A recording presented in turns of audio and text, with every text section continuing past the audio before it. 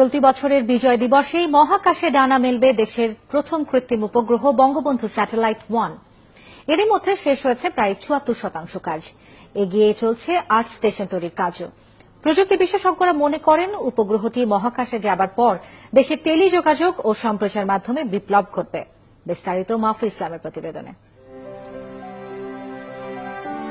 Bangabandhu satellite 1 graphics অ্যানিমেশনের এই ছবি বাস্তব হতে অপেক্ষা আর মাত্র 11 মাস। 16 ডিসেম্বর স্বাধীনতার 46তম বার্ষিকীতেই মহাকাশের কক্ষপথে নিজের উপস্থিতি ঘোষণা করবে বাংলাদেশ, যা ডিজিটাল দেশ গড়ার পথে সবচেয়ে বড় পদক্ষেপ। তারই কর্মযজ্ঞ এগিয়ে চলছে গাজীপুরে। প্রায় 6 একর জমির উপর তৈরি হচ্ছে স্যাটেলাইটের গ্রাউন্ড স্টেশন। প্রস্তুত অ্যাঙ্কর ভবনের অবকাঠামো, যেখান থেকে নিয়ন্ত্রণ করা হবে এই স্যাটেলাইট।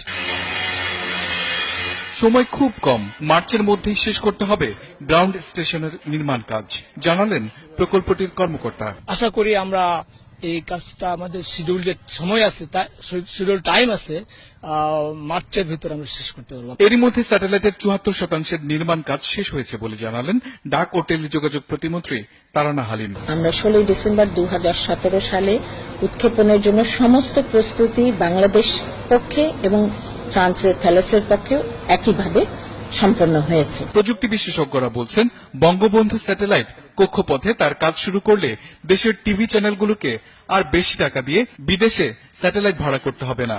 সহজ হবে ইন্টারনেট ও টেলিফোন সেবা। এটা আমাদের কমিউনিকেশন এবং ব্রডকাস্টিং এ ডেফিনেটলি বড় কন্ট্রিবিউশন দিবে।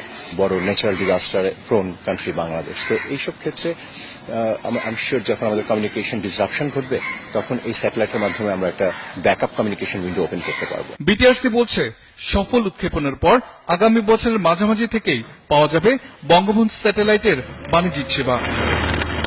মহাকাশে উৎক্ষেপণের পর থেকে বঙ্গবন্ধু 1 স্যাটেলাইটটি পর্যবেক্ষণ করা হবে গাজীপুরের এই গ্রাউন্ড স্টেশনটি থেকে, যার একটি ব্যাকআপ সেন্টার রয়েছে রাঙামাটির বেতবুনিয়াতে। বিশেষজ্ঞরা বলছেন, এই স্যাটেলাইটটি চালু হলে দেশের টেলিযোগাযোগ ব্যবস্থায় আসবে যুগান্তকারী পরিবর্তন।